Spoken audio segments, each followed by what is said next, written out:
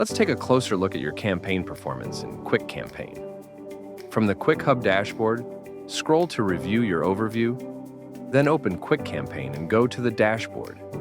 Click Campaign, then choose All Campaigns to see everything you've sent or scheduled. Select a campaign to open its details. Review engagement, opens, clicks, replies, delivery status, and any conversions.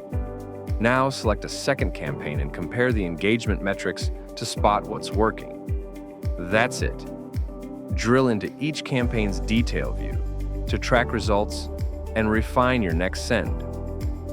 Let's review the metrics for your campaigns in Quick Campaign. From the Quick Hub dashboard, scroll to review your overview.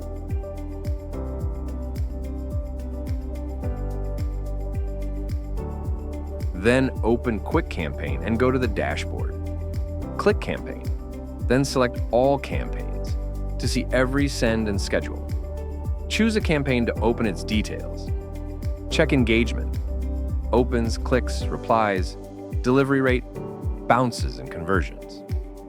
Now select a second campaign and compare the engagement metrics side by side to see what performed best. That's it.